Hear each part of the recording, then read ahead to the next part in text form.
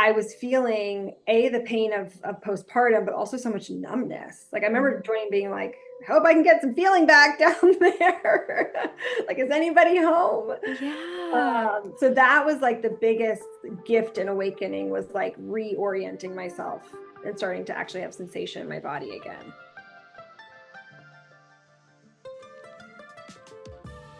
Hey everyone, welcome back. We are in the Pelvic Pulse podcast. This is actually the last guest episode of the season, and I'm sitting with Lauren Paige, who has a special place in my heart. She is a soulful business strategist and certified life coach whose resilience has fueled her journey from overcoming personal challenges to launching and selling two different six-figure businesses in the wellness space. She is a published author, speaker, and sales coach, blending intuitive insight with practical business savvy. Trained alongside thought leaders such as Tony Robbins, Brendan Bouchard, and Byron Katie, as well as spiritual leaders, Lauren guides purpose-driven women in designing sustainable, aligned success on their own terms. At home, she's a twin toddler mom, who are 3.5, and lifelong adventure seeker, proving transformation is as real as it gets. And the reason why she has such a special place in my heart, I mean, obviously for all those reasons that I just named, um, that's important too. But she is a vaginal alchemist and was in the group a year ago. Yeah. Isn't Yeah. that crazy?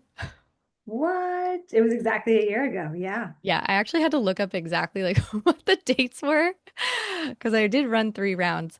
But yeah, you were in the second round and it was, yeah, so incredible. I'm so grateful that you're here, Lauren.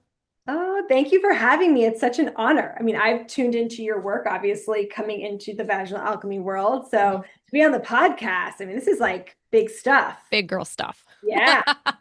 Yeah, I mean it's not always easy to share some of the things that I think we might talk about, but yeah, I'd love to hear just to get us started, I suppose.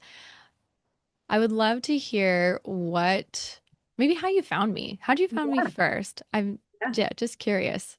It was actually a girlfriend. So I was about probably at the 2 year postpartum mark. I'm a C-section mama. And I remember being really confused, pretty much like immediately, like in terms of like the 6 week checkup, but kind of like that first 3 to 6 months of having like a good amount of pelvic pain and being like, wait a minute, I'm a C-section mama. Why? Why am I having pelvic pain?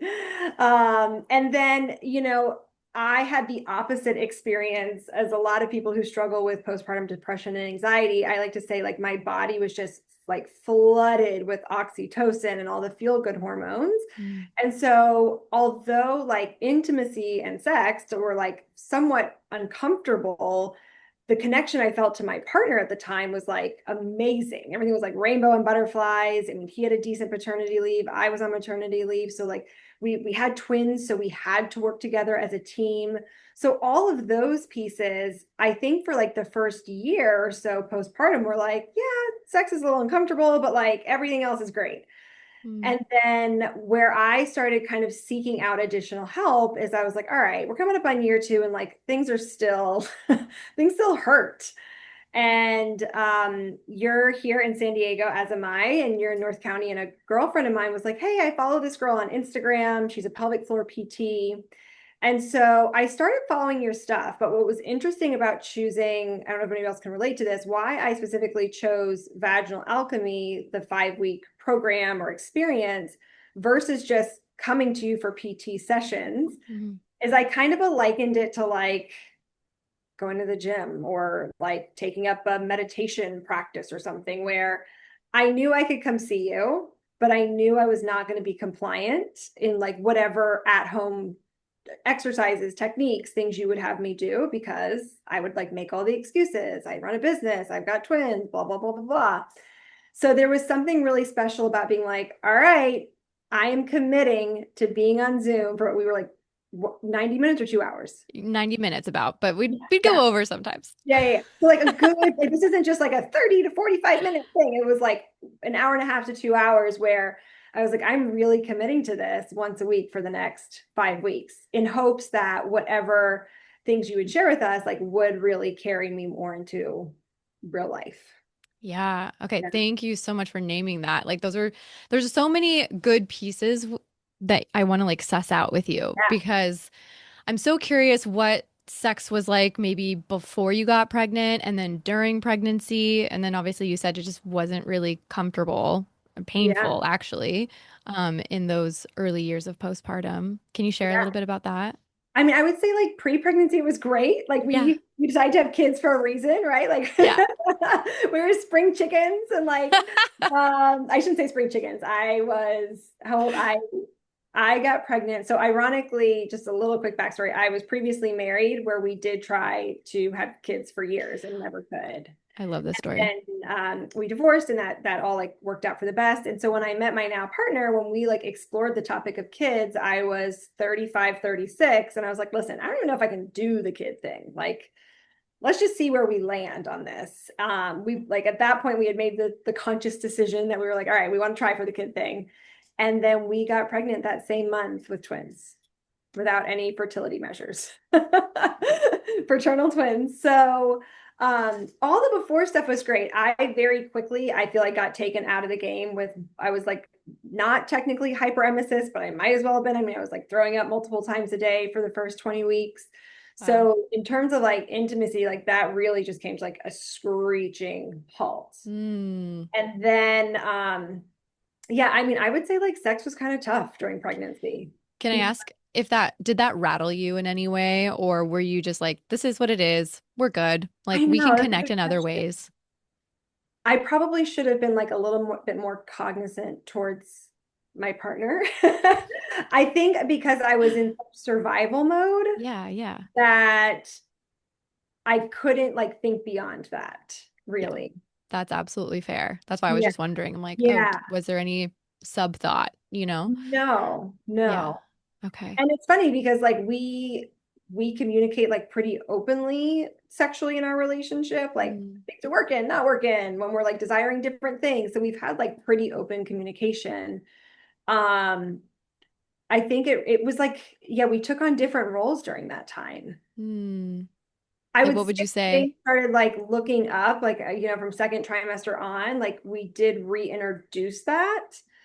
Um, but I had like two once going back to like the comfortability, like I had two babies in my belly. Like it just Right. felt crowded. I mean, I'm envious of these pregnant women that are like, I'm the horniest ever when I'm pregnant. And I would just be pregnant again just for the pregnancy sex. Like that was certainly not my experience. Hmm. We had a sweet spot like in that second trimester. It was like, okay, like everything like is working. And Yeah. then like once again, you kind of slide into that third trimester and you're like, well, let's try this. There's like a big belly in the way. Right, right. The Yeah. motility is not the best at that Right. point, right? Especially with Yeah. two in your belly.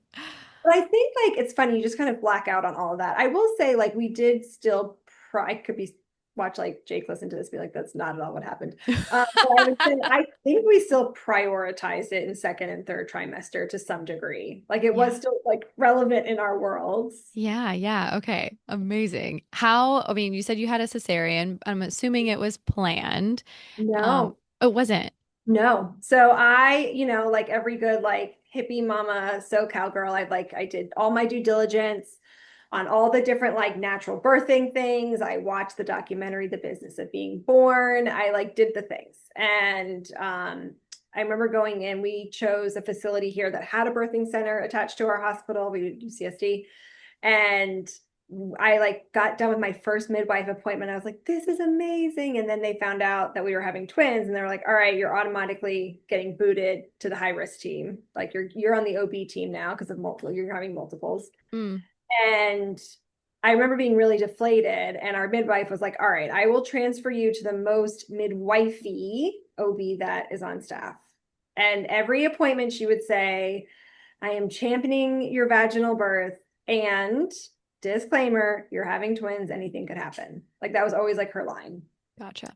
So we 37 weeks is considered full term for twins. And I went in for my 37-week appointment and they were like, all right, baby A like isn't really growing anymore. It's kind of that safer out than in situation. And I would say like I mean, I don't necessarily have any regrets, but like I think you never know, right? Like, I'm like they could have cooked longer, and then I think my body would have been more ready to go Mm. into labor on its own.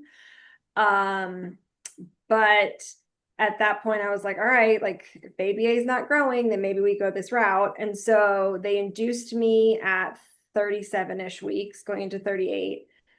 And I really didn't want I didn't want the epidural. And they were like, well, once again, if we have to do an emergency C-section, like you will have to be put out completely if you don't do this preemptively. So so I did, which was good because I ended up pushing for like 3 hours. And it is a very surreal, it's very like anticlimactic if you've watched the movies or like been in the birthing community, because because I had the epidural. Like they literally came in and got me at 5 a.m. They're like, all right, well, ma'am, you are dilated 10 centimeters. Let's go on in. And if you have multiples, you have to deliver in the OR. And so they're like, let's head on in, have a baby. And I was like, I haven't even felt a contraction yet. Like, what do you mean we're gonna have a baby? So I pushed for 3 hours. Baby A, my son, his head was just like not coming. And my Mm. doctor was even like, listen, I know, she was like, I would get a ton of street cred if I could deliver a first time mom vaginally. Twins. With twins, yeah. Wow. Yeah. And both babies were head down. That was the other thing. She was like, as long as baby A is head down, I can do a breech baby B, but both babies were head down, ready to Wow. go. And she still was like, sis, like he hasn't moved in 3 hours. Like we gotta pick a different path here.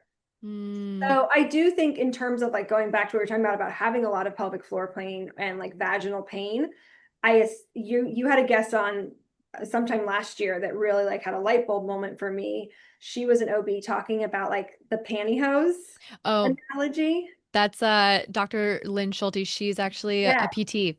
Yes. Yeah. Yes. She talked about this pantyhose analogy of like you're pulling at both sides. So like you Yeah. have had a lot of like not I don't want to use the word trauma, but like a lot of like activity going out through Mm-hmm. your vaginal canal. And then at the last minute, they're like ripping it out the other side. Mm-hmm. And I would assume that because I mean you would know this better than me. I'm just like making this up, but I would assume because I was carrying two babies, like it like wears like it's heavy on your pelvic floor in general. Yeah. Yeah. Yeah, definitely. Okay. For sure. The weight of it all, I mean, one baby for sure is like heavier on your pelvic floor. And then if you have two babies, even if they're smaller babies compared to one Yeah. baby, it's still like extra, right? It's extra. Yeah. So Yeah. yeah, that downward force, that downward pressure, and then of course, like maybe the 3 hours of pushing and then having them taken out through cesarean, just it's a lot. Like people don't realize.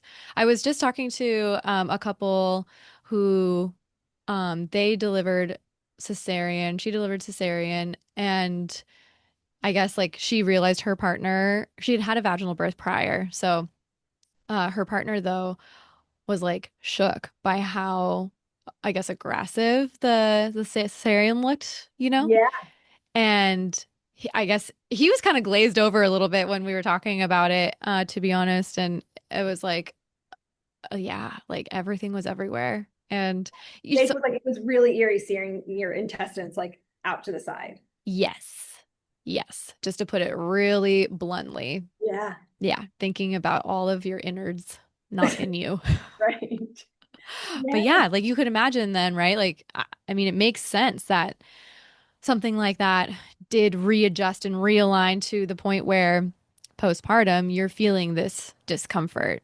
And Mhm. even, I mean, you know, we talk all the time about the physical pieces here, but then like even the emotional pieces, like you having to come to terms with, you know, not having a vaginal birth, I'm sure was a part for you.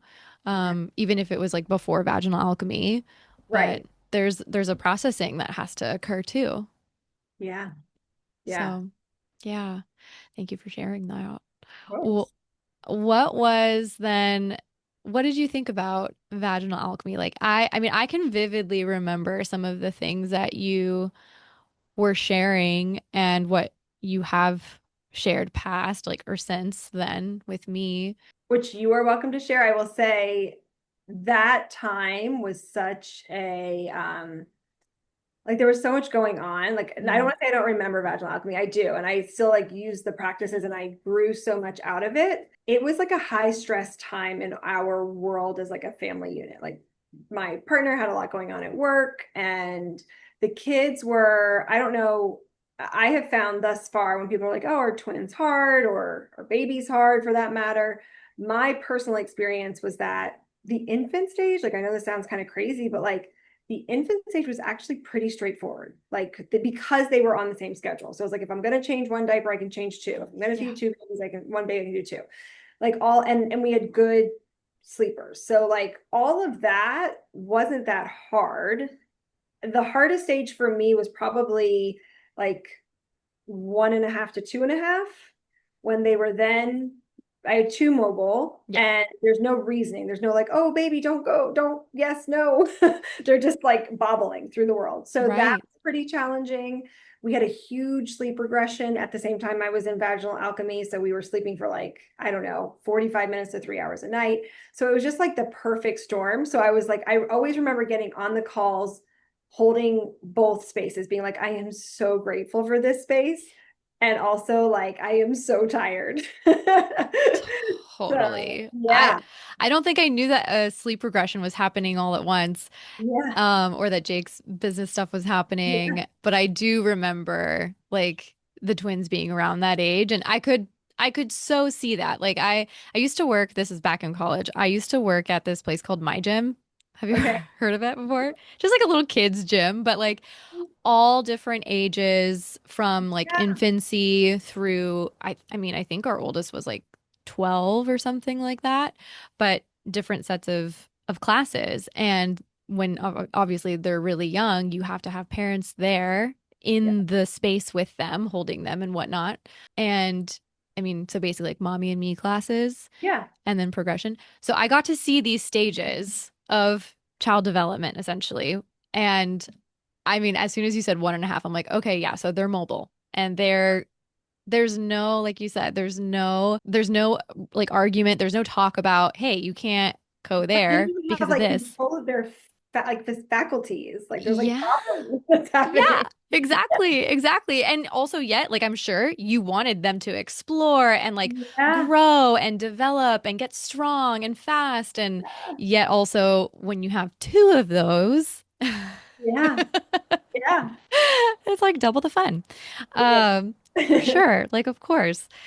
But okay, yeah, those I could see the calls being, yeah, like you said, it's a commitment. Like you committed to that with the intention of, I mean, fill in the So glad. blank, but Like I'm so glad I did because like yeah, what a gift. Like I would not have been exposed to like having that opportunity had I not done it with you. yeah, Yeah. yeah.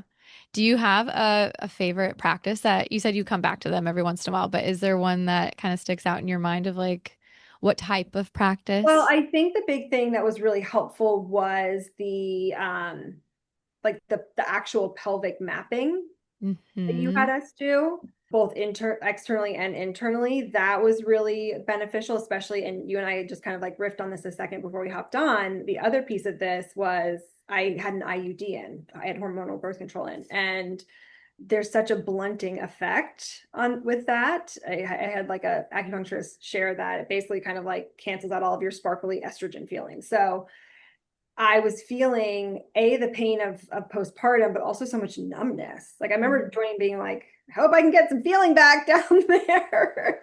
Like, is anybody home? Yeah. So that was like the biggest gift and awakening was like reorienting myself and starting to actually have sensation in my body again. Yes. Yes. Yeah. I think that was like for me, even as the whatever, the teacher, the guide, the provider. I mean, women can talk about this stuff all day. Like you can listen to this podcast about pelvic mapping all day. Like you Yeah. can talk about pleasure practices all day, but it's actually getting in the room and doing it. And I think for me too, when I know other women are interested in this and they're doing it alongside each other and or if I'm doing it with other people, it just feels like something completely different Mhm. than, I don't know, your typical hands-on practice, I suppose, you Yeah. know? Yeah. And it is the chance to actually do it instead of just talk about it. Hmm. I remember one of the reflections you had, and I think it was the very last session we did together, and you you mentioned that because I had mentioned something about inner child healing. Yeah. And then you said that after the last session, you got a hit or got an image of a small version of you, and then you had kind of almost like a psychedelic experience. Okay. The Do sound, you the sound tracks. do you I do remember. does that ring a bell? Well, I think what's so odd about it is because like we're literally doing pussy work. And like you Hmm. were like, I had an inner child. And I was like, in what world is there like a child version of you coming into this? Um, so I know, I'm like, how did it translate for me? I think I do remember definitely having psychedelic type experiences, like similar to, I mean, if you have not done any psychedelic substances, I would say it's very alike into like breath work. Hmm. Like if you have had visuals and different colors or different images that come during like a rigorous breathwork situation, that was probably like the most potent that came through for me. That's There's really, like really, colors and patterns. I'm glad you named that because I don't think a lot of people realize that, like, obviously your pelvic floor has a lot to do with how you breathe and vice versa. Yes, It's yes. one of those basics. Like I teach it all the time in my one-on-ones, but I don't think people fully get it until they do something like a fully integrated practice where they're with themselves. Maybe they're able to get deeper with a wand, and then they're layering on all your sensory things. And breath can be part of that. It's a huge part of that, actually. And it does unlock a little bit of that DMT, you know what I'm saying? Yeah. Because I don't know if any of your like audience will relate to this, but the other piece of my story is that I taught Pilates for a decade. So I literally like held a Kegel squeeze and did not release for a decade. I mean, Pilates does a lot of really wonderful things for our bodies. And because there's so much emphasis on in and up and like bring your pelvic floor, like there's no wonder those babies couldn't come out. It was like an iron grid. There's a book that I have called Yoga Mama, and Okay. it's like prenatal yoga, for women who are wanting to give birth vaginally. And I feel like it was in that book that I read how even yoga teachers are notorious for not being able to have a vaginal birth with ease because same thing in those classes, you're constantly cued to come up, up, up, Uh-huh. root Uh-huh. lock, root lock, root lock, like Yep. Mula Bandha, Uddiyana Bandha. It's the same thing in Pilates classes Yeah. for sure. So, I mean, if any teachers are out there listening, make sure you cue the relaxation, the Yeah. letdown, coming back to neutral, Any of that. any of it. Like Yeah. Yeah. spaciousness. Like I don't think I don't think anyone who is even pregnant, I mean, this is so caveated and so nuanced, but like really big blanket statement here. Majority of the time, I don't think pregnant women need to be working on their Kegels. No.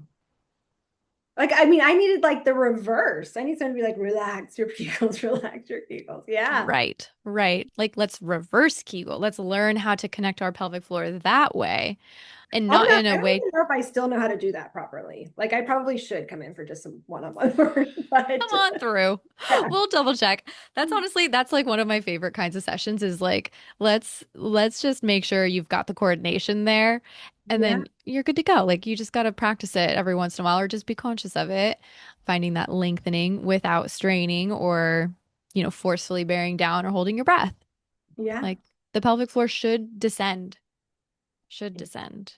I love that. And then I also remember something you said was that you felt like you could be more honest with your partner after vaginal alchemy, just tying it back Yeah. up in. Yeah. Yeah, right. Because I mean, like, I'm your typical, like, firstborn type A, Enneagram 3, all the labels. And I would Same. say, like, we as a society, it's like, get back to sex as it was, get back to who you were. And not even like the body stuff. Like, the body stuff, like, actually felt fine getting back into like my physical body, but the emotional body was like, we're not just like it really wasn't business as usual. So like we did have to kind of like take a beat back and go slower and like refigure out some things. Yeah. Would you care to share any like of your insights or tips on how you, How I did that? yeah. I mean, I think I really leaned into people like you, like the stuff that we did during our sessions. The other person that was really, because I am somebody that like needs instructions. I really leaned a lot on Layla Martin. Do you follow any of Mm-hmm. her stuff? Yeah. Yes, So yes, yes, she is yes. more of like the practical stuff, right? Like here are 10 steps to give like the most amazing hand job or like massage or blow like it is very that way, but that just helped like despite how prescriptive it was, it kind of like gave me some framework to lean on. Mm, And then like on the other side of the coin, I felt like you gave us so much space to process and like trust ourselves, like trust whatever was going to come up ourselves. yeah, yeah. Oh, cool. I'm so glad you named that. I do love her. She's like a little fairy. Like I don't Yeah. know how to Yeah, describe yeah, her yeah. really. She's like when you need her, like all those things, like I kind of come in and out of her world. Yeah, exactly. Same, same, same. But yeah, I love that. I love that you felt like this was a space to process and trust yourself. That's Yeah. ultimately, so funny. I've been doing like a lot of the human design Mm-hmm. studying again and like really getting into how a projector like myself will read people and what the gift is, like what's my process like. And I think what I've learned over the past 6 months since I did that projector course was there's like a process of like being at night, like indirect light as a part of my determination. So as soon as the sun goes down, something unlocks for me. Like my ability to feel truly does unlock. And then when I get into more of a meditative state, so like even if I'm guiding, but there's a frequency and there's a cadence when you curate space like that, whether it's for yourself or for someone else. But then that unlocks more. And the meditation sense, I think, gave me, I want to say it's like more outer vision, but in any case, the end of my process in terms of the like environment to like perspective and view and then the motivation, it's like underneath my fix it motivation or guilt motivation is acceptance. Mm. So how I've like, you know, what's the word I'm looking for here? When I just retroactively or like in hindsight look back at these experiences that, you've been a part of and the other women who've been a part of it, it's like what I see as the thread, the common thread is that all of you end up in a space that's closer to self-acceptance and self-love and appreciation. And then if you're in a partnership, ideally you'd be able to share that with them. And it's the most magical thing in the world. Yeah, yeah, yes. And I think like as a whole, like having been married previously, one of my biggest like when I was like, if I'm going to do partnership like this again, like one of my big things calling in was two traits is that they had to be kind and they had to be growth oriented. Mm. Because I think if you have a growth mindset to some degree, like you will like keep it's okay if one person's evolving at different speeds, but like you're both like going towards that direction together as opposed to one person coming to like a screeching halt and being in a fixed place. Yeah. Yeah, yeah, Yeah. yeah. Like there's no I totally agree. I feel like getting stuck, like it's easy to for people I think to sometimes get stuck in those things, but I love that you were able to name that that's what you wanted and that you found that. Yeah. Mm, juicy. Is there anything like in your life right now that you're actively working on and or I mean, obviously there's parenthood, Yeah. always evolving. Yes. But maybe anything with work that you're like, just to keep it in the thread of the vaginal alchemy stuff, like anything you're processing even right now through these layers of your body or Yeah. anything else coming up like for your, Yeah, I'll hit on two things. So one of yeah. them before kids, so I'm a Libra, I have a lot of air in my chart. I'm pretty woo-woo. And before kids, I felt like very the word's not disconnected. Like I was just like, I can be in any dimension. Like I'm like I had meditative practices and I had journaling and I just felt very floaty, felt very, very floaty. And I liked that. Like I was like very spiritual, very, very spiritual. And then when I had the kids, it like there's nothing more grounding than having another human's eyeballs, or in my case, four eyeballs, look back at me and say, like you have to keep me here on this earth properly. And Mm. I am a Cancer rising, so I do feel like I was like meant to be a mama in this world. Like Mm. I'm sure a lot of moms feel that way, so maybe that's not any different. But like, so having them here has been the most grounding thing ever, which is awesome. And I kind of feel like I say to people, this is my chop wood, carry water phase of life. Like I'm not Mm. having any out of body experiences anymore. I'm not like floating into another dimension. I'm just like wiping butts and cutting up vegetables. And but with that said, I don't know if I'm just coming into a new season. They're 3.5. They just started preschool. And or I literally, as we were just chatting, like last week, got my IUD out. Mm. And I don't know if it's psychosemantic, but I do feel like, oh, I'm listening to music differently now. And I'm getting like pings, like book the session with the intuitive, like your spirit guides want to have a chat with you, Mm. or go to this like abundance workshop in LA on a whim. So I'm starting to like get those hits again that finally feels good to like be more sparkly inside my body. Yeah, to like Yeah. to receive the just not even highs and lows, but that big flow and big influx of Yeah. sensation, Yeah. it sounds like. Yeah, and then as like the body stuff relates to business, it's interesting. And I do business strategy. I personally use ChatGPT. I teach my clients how to use it.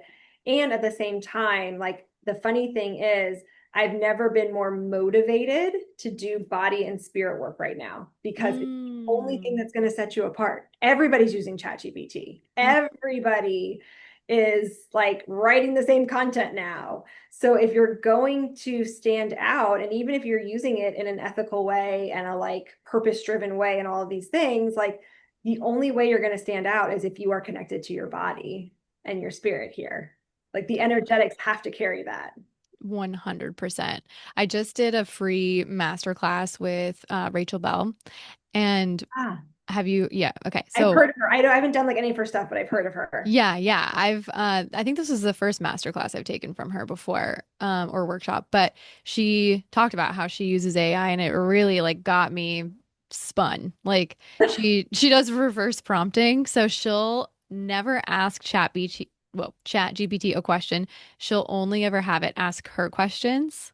Mm, And I'm like, that's interesting. Like, I wonder what it would ask me. yeah. And um I've played with that a little bit, especially with this last article that I just put out on Substack. And I was like, do you see, I mean, I asked it a question. I was like, do you see any holes in my story? Like, what questions would you have for me that I could help fill in the gaps? And so Mm, then it asked me questions, almost like giving me journal prompts essentially to yeah. like fill in the rest of the article.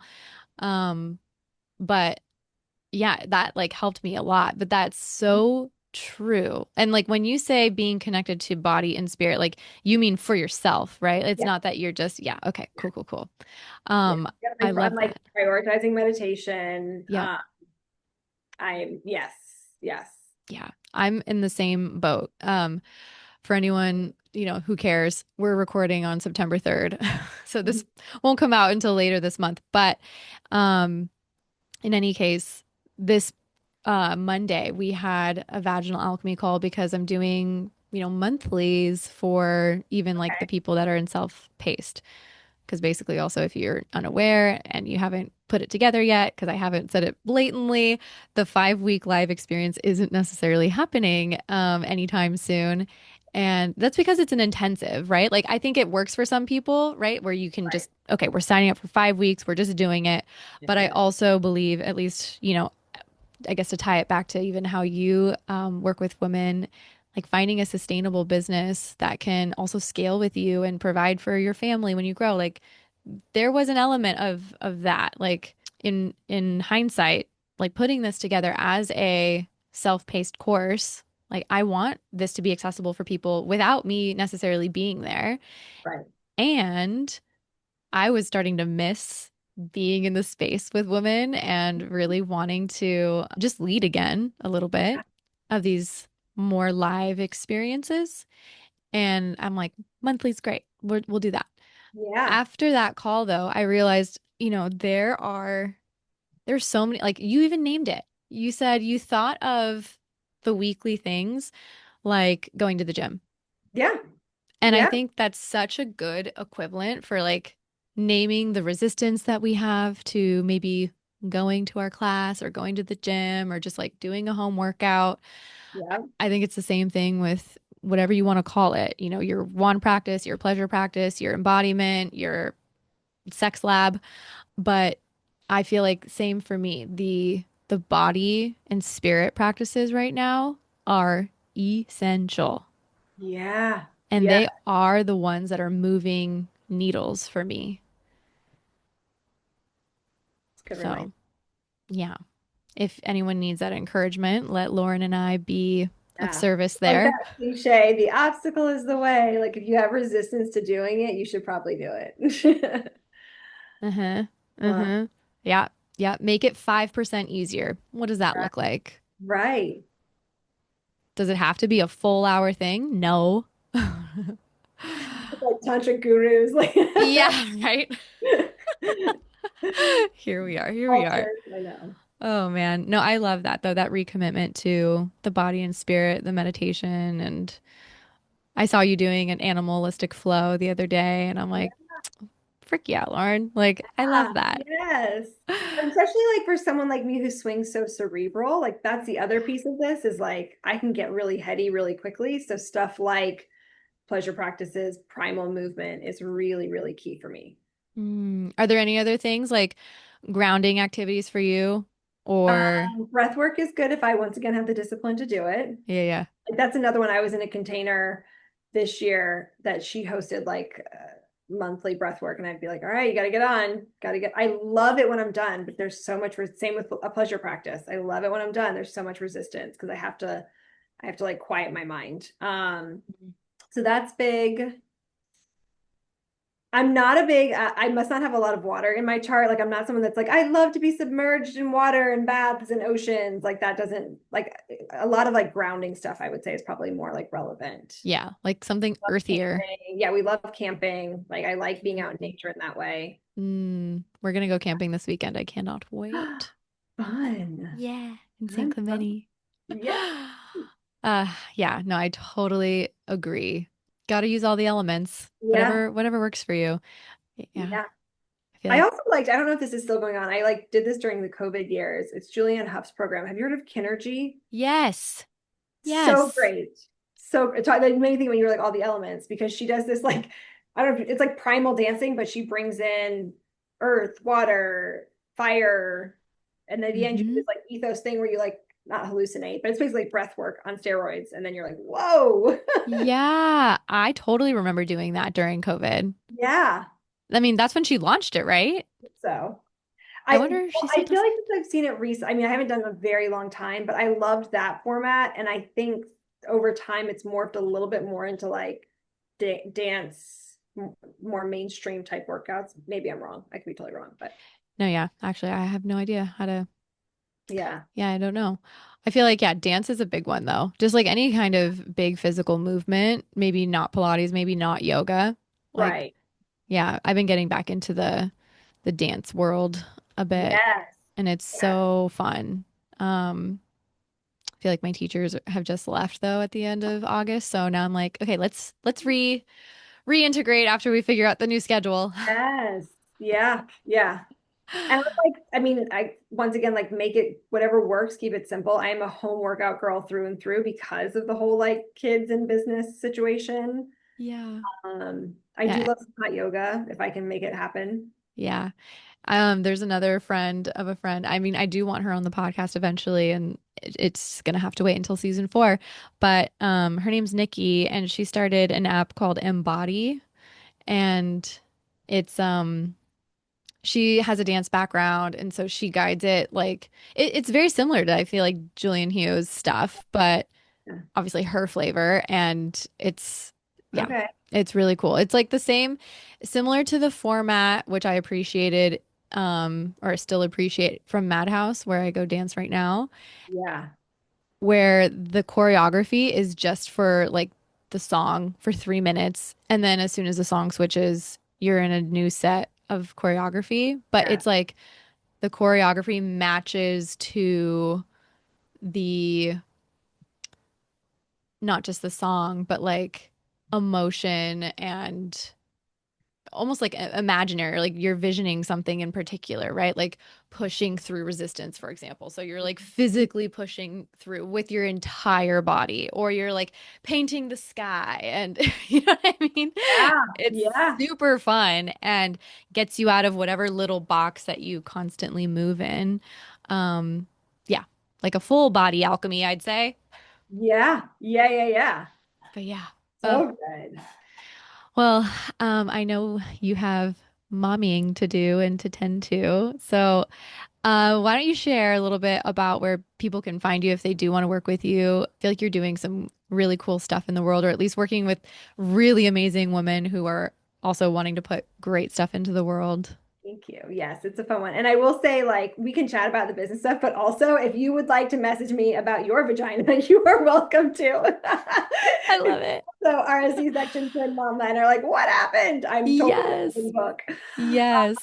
But business wise, yes, I do business strategy and coaching for creative women. So what that looks Cool. like is women in creative services. I have a client right now that just launched an inner child theater camp, and it's like what you would think like so niche, so incredible. She does these 2-day events, and they are like selling out, and she's like popping them up everywhere, which is really fun. And then I always like to say, like, I'm the person when you have all those creative skills as a child, like painting, drawing, music, art, like when you grow up, it kind of looks like the web designer or the copywriter, or like I do get a lot of people in sales. So I do a lot of sales as well because I had a background in network marketing for a hot minute. But outside of that, just like purpose driven women that Mm, are looking to scale their business and also like have a life outside of that. 100%. The Yeah. multi-hyphenate woman. Yeah. Yeah. Yeah. And I'm sure like my website and Instagram and all those places are Oh, great yeah. places to connect. Cool. Well, they will definitely be linked below. So make sure you check out Lauren's stuff. And thank you all for being here and for listening. We'll see Thank you you next for time. having me. Of course. Thanks for listening and putting your finger on the Pelvic Pulse podcast. I'm Brittany Ellers. This episode's music was created by Just Tech. If you enjoyed this conversation, I'd love for you to follow the show on Spotify, Apple, YouTube, wherever you listen. Just tap that follow button. And if this episode resonated, share it with someone who needs to hear it. That is how this work ripples outward. If you're new to my world or want to deepen your connection to your pelvic health, I have a gift for you. Visit the link in the show notes to explore all of my free resources. Whether you're curious, healing, or reclaiming, this is a beautiful place to begin. And if something stirred in you today, if you felt a spark of remembrance or a readiness to go deeper, then I'd love to invite you into Vaginal Alchemy Reloaded. This is my signature journey for women who want to not just heal, but alchemize their relationship with their pleasure, their pelvic space, and their power. It's deep, layered, and held in sisterhood. If you've been thinking about it, now is the time. And if you're not quite ready to commit, you can start with Feel, a free guided pelvic mapping session that gives you a taste of the depth and embodiment we move through inside the alchemy. It's experiential, intimate, and reverent. You can learn more about both by heading to the show notes. Trust your timing, but don't ignore your knowing. I'll see you in the next episode.